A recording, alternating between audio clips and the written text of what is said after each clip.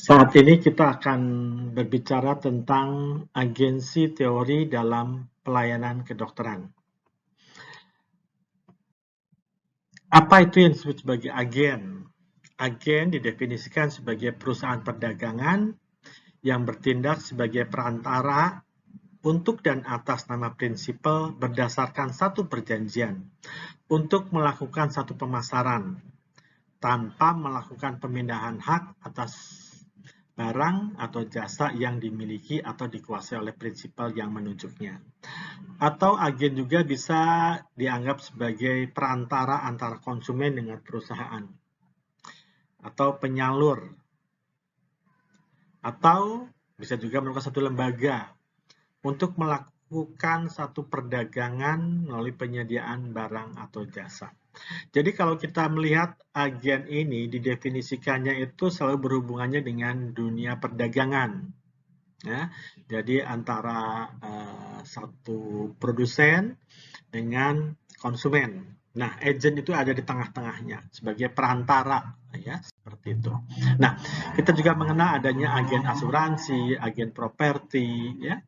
Nah, jadi seseorang atau badan hukum yang kegiatannya memberikan jasa dalam memasarkan tentunya adalah jasa asuransi. Kalau properti adalah menawarkan jasa berupa jual beli properti, rumah dan sebagainya. Jadi sifatnya adalah sebagai perantara atau penghubung antara pemilik dalam hal ini produsen dengan konsumen yang akan membeli produk atau jasanya. Nah, kita berbicara tentang agensi teori yang diperkenalkan atau didefinisikan oleh Jensen dan McClellan. Ya, bahwa yang disebut sebagai agency teori adalah teori yang menjelaskan adanya agency relationship dan permasalahan yang ditimbulkannya. Jadi tidak hanya sekedar menunjukkan adanya perantara saja, tetapi juga menjelaskan bagaimana permasalahan yang timbul akibat dari adanya hubungan atau relasi keagenan tersebut. Dan tentunya apa? Bukan hanya permasalahan yang timbul, tapi juga bagaimana cara mengatasi permasalahan yang timbul tersebut. Nah, apa itu yang disebut sebagai agency relationship atau hubungan keagenan? Yaitu sebagai kontrak di mana satu atau lebih orang, satu atau lebih, yang kita sebut sebagai prinsipal, yang melibatkan orang lain, yaitu agent di sini, untuk melakukan beberapa layanan atas nama si prinsipal melalui pendelegasian kepada agen untuk mengambil satu keputusan. Keputusannya pasti keputusan yang terbaik. Untuk siapa? Pastinya untuk prinsipal. Jadi hubungan keagenan adalah, jadi singkatnya adalah menjelaskan bagaimana seseorang atau lebih yang disebut sebagai prinsipal atau pihak pertama yang melibatkan pihak kedua atau agen untuk melakukan beberapa layanan. Layanan itu diberikan atau dibuat atas nama si prinsipal, yaitu berupa otoritas atau kekuasaan untuk mengambil satu keputusan yang terbaik bagi prinsipal. Ini adalah pemahaman tentang hubungan keagenan. Nah, jadi dalam hubungan keagenan ini ada dua pihak. Yang pertama pihak pertama, yaitu sebagai prinsipal. Yang kedua adalah pihak kedua, yaitu agent.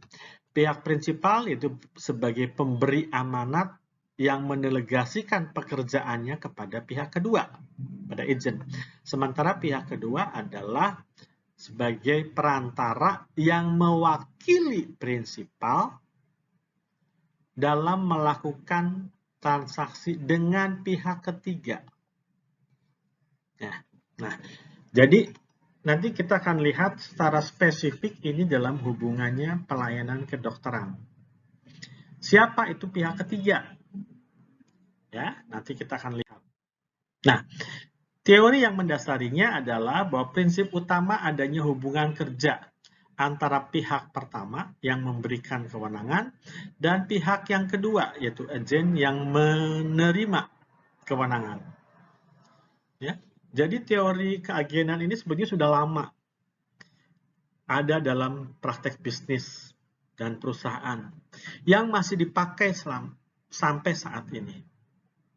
Ya, dan teori ini adalah merupakan hubungan sinergitas antara teori ekonomi, teori keputusan, sosiologi, dan teori-teori yang lainnya. Nah, nanti kita akan lihat bagaimana agensi relationship ini dalam pelayanan kedokteran. Jadi yang kita kenal selama ini dalam praktek kedokteran adalah yang disebut sebagai kontrak terapeutik antara pasien dan atau keluarganya dengan dokter. Jadi pihak pertama adalah pasien, pihak kedua adalah dokter. Untuk melakukan sesuatu atas nama pasien. Serta memberi wewenang kepada dokter untuk membuat satu keputusan yang terbaik tentunya bagi pasien. Ini adalah yang kita kenal sebagai kontrak terapeutik. Nah, di mana letak teori agency relationship dalam hubungan pelayanan kedokteran ini? Teori agency relationship ini secara khusus dalam praktek kedokteran ini kita lihat adalah dalam rangka atau dalam hubungannya pada saat dokter menuliskan resep buat pasiennya. Ya, jadi kita lihat pihak pertama pasien sebagai prinsipal, pihak kedua dokter sebagai agent. Dokter pihak yang berkontrak dengan pasien untuk kepentingan pasien. Ya, di sini dokter memberikan sebagian kekuasaannya, jadi dokter itu diberi, jadi dia punya kekuasaan karena diberi oleh pasien untuk membuat keputusan yang terbaik dengan pasiennya. Dan karena itu, karena dia diberi kekuasaan untuk memberikan keputusan atau membuat keputusan yang terbaik buat pasien, maka dokter wajib mempertanggungjawabkannya kepada pasien. Ya, ini adalah relationship dalam hubungan pelayanan kedokteran.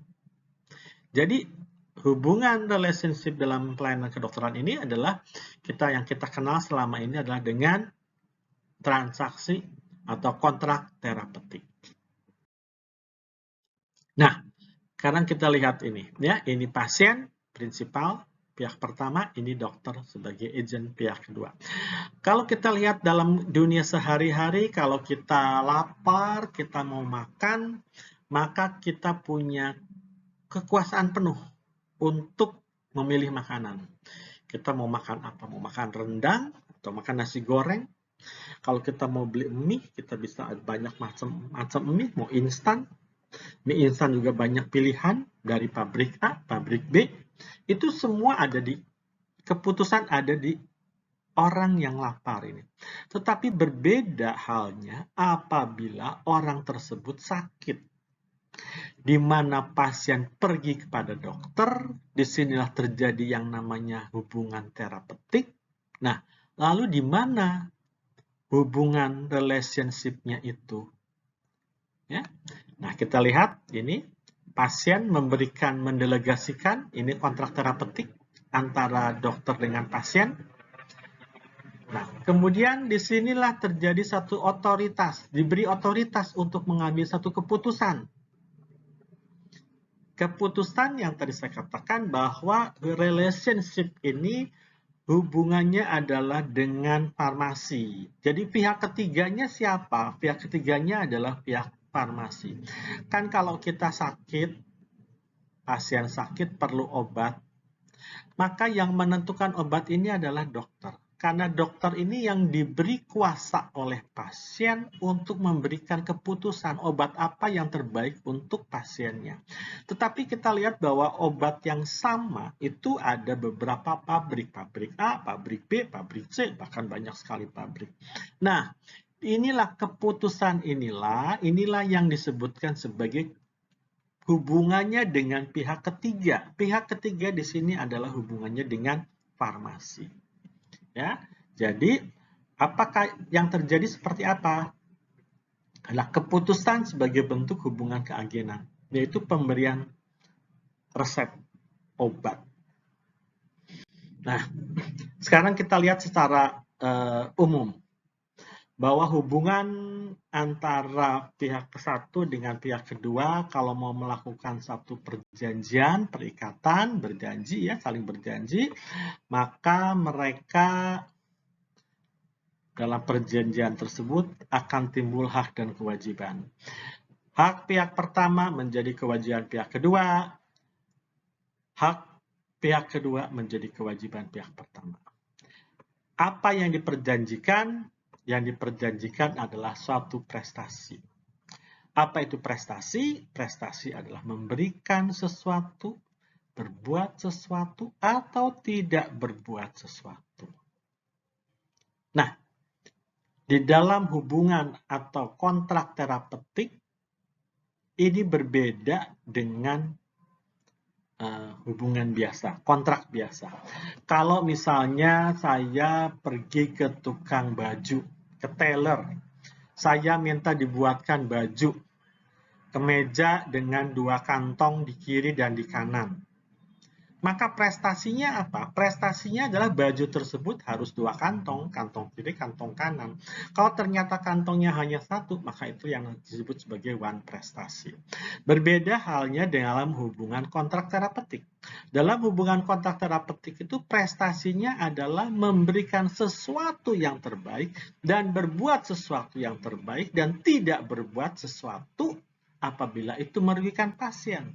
Dan prestasinya adalah bukan kesembuhan, tapi adalah upaya. Dan upaya itu ditunjukkan dengan cara berbuat sesuatu yang terbaik untuk pasiennya. Nah, di dalam hubungan terapeutik inilah maka faktor etika ini sangat berperan penting. Etika apa? Tentunya etika kedokteran. Etika rumah sakit. Etika profesi kesehatan. Jadi dalam hubungan kontrak terapeutik, dasar yang sangat penting adalah etika. Nah, dalam pelayanan kedokteran, proses agency relationship tersebut juga ternyata punya problem. Pasti banyak problem dalamnya. Ya. Diidentifikasi ada 4 problem atau 4 penyebab timbulnya problem, yaitu adanya asymmetric information, adanya etika dalam berkontrak, kemudian adanya perilaku oportunis dari sebagian dokter, bukan semua dokter, tapi hanya sebagian. Demikian pula adanya perilaku oportunis dari pasien, juga sebagian pasien. Tidak semua pasien. Dan inilah yang sering kita sebut, sebagian ini yang kita sering sebut sebagai oknum. Ya. Nah, kita lihat satu persatu. Apa itu yang dimaksudkan dengan asymmetrical information? Yaitu ketidakseimbangan informasi yang dimiliki oleh dokter.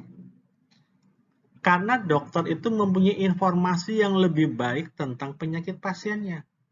Tetapi di sisi lain, pasien juga bisa menganggap asimetri informasi. Apabila pasien tersebut tidak memberikan informasi yang sebenarnya kepada dokter. Ya, jadi ini dua-duanya baik dokter maupun pasien harus mempunyai keterbukaan. pasien harus bisa memberikan informasi yang seluas-luasnya, sebaik-baiknya, dan sejelas-jelasnya, sehingga dokter bisa menarik satu kesimpulan diagnosa untuk kepentingan pasien. Nah, informasi yang tidak simetris inilah yang sering menyebabkan timbulnya konflik antara pasien dan dokter. Ya. Karena itu, sering timbulnya sengketa itu karena adanya informasi yang tidak simetris. Di satu pihak, dokter menganggap, kadang-kadang dokter menganggap, ya kamu cukup tahu sedikit sajalah. Tapi di satu pihak, pasien juga memberikannya juga hanya sedikit informasi. Nah, jadi kalau kita mau tahu bagaimana proses informasi yang baik ini, kita lihat pada tayangan informasi medis. Kalau kita mau melihat atau mempelajari lebih dalam lagi tentang kemungkinan munculnya konflik dokter dengan pasien, bisa dilihat di tayangan sengketa medis. Kemudian masih yang tadi, ini ada seorang ahli yang namanya Eisenhardt. Dia mempunyai teori bahwa ada 3 asumsi sifat dasar manusia. Yang pertama itu manusia umumnya mementingkan diri sendiri. Jadi manusia itu punya sifat mementingkan dirinya sendiri. Kemudian kedua, manusia itu mempunyai daya pikir yang terbatas tentang persepsi yang akan datang. Dan yang ketiga itu manusia itu selalu berusaha untuk menghindari resiko. Ini adalah 3 asumsi dasar dari sifat manusia. Nah, ada kecenderungan bahwa setiap individu itu berusaha untuk memaksimalkan kepentingan pribadinya. Ya, jadi ada tadi 3 dasar itu, salah satunya mementingkan diri sendiri, dan ternyata kepentingan diri sendiri ini kalau bisa dimaksimalkan. Ya, karena itu tidak aneh lah ya kalau misalnya banyak orang melakukan korupsi dan sebagainya karena sifat ini. Ya. Maka informasi yang asimetris yang dimiliki itu akan mendorong untuk menyembunyikan informasi yang tidak diketahui orang. Karena apa? Untuk kepentingan pribadinya. Nah, akibatnya apa? Akibatnya adalah bahwa informasi yang dihasilkan manusia untuk manusia lain selalu dipertanyakan reliabilitasnya. Ya, contohnya yang gampang lah ya. Dokter melakukan anamnesa itu kadang-kadang tidak cukup sekali. Karena dari hasil anamnesa pertama, kemudian dihubungkan dengan pemeriksaan fisik, pemeriksaan laboratorium, pemeriksaan penunjang lainnya, kok kenapa nggak sama? Hasilnya kok nggak lurus. Ada sesuatu yang agak aneh. Nah, biasanya dokter akan melakukan anamnesa ulang. Karena, yaitu, yang punya informasi dari anamnesa kan sebenarnya pasien. Ya. Dalam hal ini, dokter terbatas mengetahui riwayat penyakit pasien itu kalau pasien itu tidak berterus terang. Di lain pihak, pasien pun bisa mempertanyakan analisa dokter. Benar nggak ya ini analisa dokternya itu? Karena itulah mengapa pasien sering melakukan second opinion. Dan itu menjadi hak pasien, boleh. Hak pasien. Kalau mau tahu tentang apa itu second opinion, nanti boleh buka di channel tentang second opinion. Ya. Nah, jadi asymmetrical information ini bukan hanya dimiliki oleh pasien, tapi juga oleh dokter. Ya. Ini salah satu faktor penyebab utama timbulnya konflik medis, sengketa medis. Nah, dan yang kedua adalah etika pada teori kontrak. Jadi Holmes mengatakan bahwa perilaku individu yang terlibat dalam satu kontrak itu ada beberapa perilaku yang pastinya kurang baik ya, yaitu perilaku oportunis dari agent, yaitu yang tadi memaksimalkan kepentingan dirinya sendiri yang berlawanan dengan kepentingan prinsipal. Nah, kalau ini kita hubungkan dengan hubungan dokter dengan pasien dan penulisan resep, maka ada kemungkinan yang tadi oportunis dalam dunia kedokteran, dokter yang melakukan oportunis tersebut, agent yang oportunis tersebut, oknum, yang memaksimalkan kesejahteraan si agent, yang berlawanan dengan kepentingan prinsipal, sehingga misalnya tidak perlu di MRI, harus dilakukan MRI, misalnya tidak perlu diberikan vitamin yang mahal-mahal, diberikan vitamin yang mahal-mahal. Tujuannya apa? Adalah untuk kesejahteraannya sendiri. Mengapa demikian? Karena tadi dokter juga memiliki self-interest tadi, kepentingan pribadi. Nah, mengapa? Karena seolah-olah merasa bahwa saya lebih tahu kepentingan pasiennya. Nah, ini etika yang tadi dikatakan. Dalam hubungan kontrak terapeutik, maka faktor etika ini menjadi sangat penting. Ya. Nah, sekarang kita lihat pada bagian ini. Ini bagian yang tadi ya. Nah, ternyata perilaku oportunis itu tidak hanya dimiliki oleh dokter yang berkolusi dalam tanda petik dengan farmasi misalnya, tapi juga ada perilaku oportunis pasien, oknum pasien.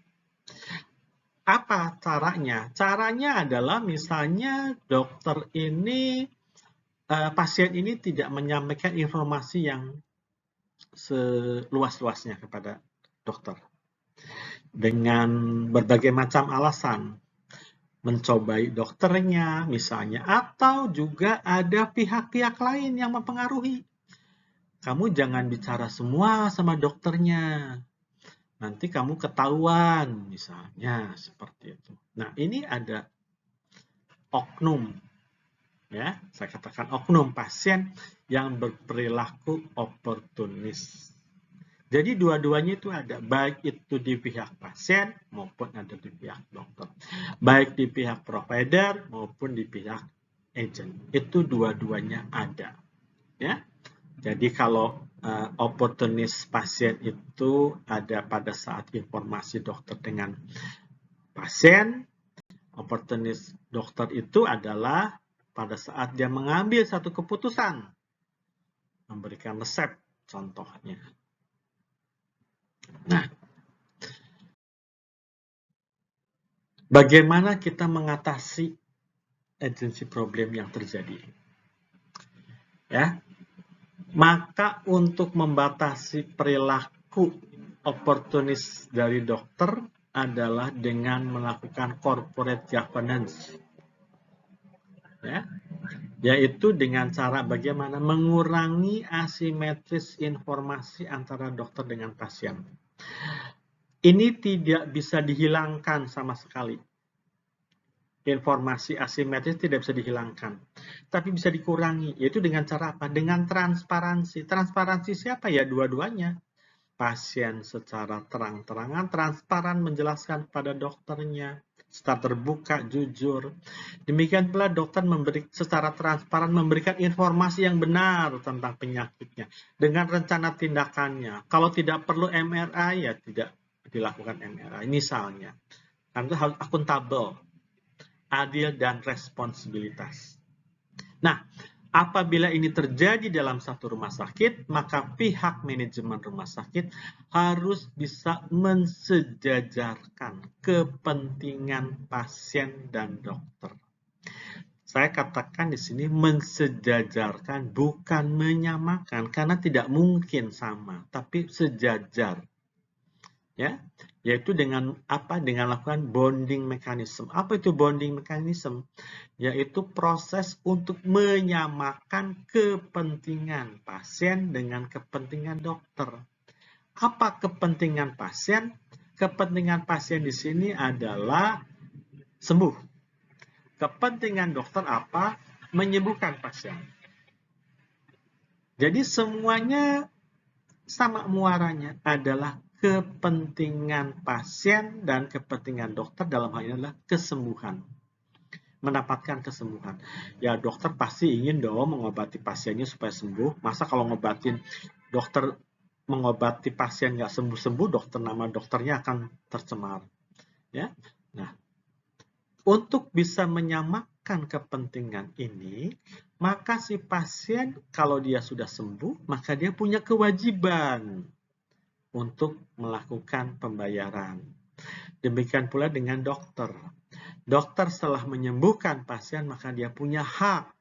Dan ini juga ada dalam hubungan hak dan kewajiban pasien dan dokter. Ya, jadi pihak manajemen apa yang harus dilakukan? Yaitu harus memperhatikan sharing dokter dengan rumah sakit. Ini harus selalu dievaluasi oleh seorang manajer rumah sakit. Lalu bagaimana kalau untuk mengatasi ininya tadi, oportunis baik dari pasien maupun dari dokter?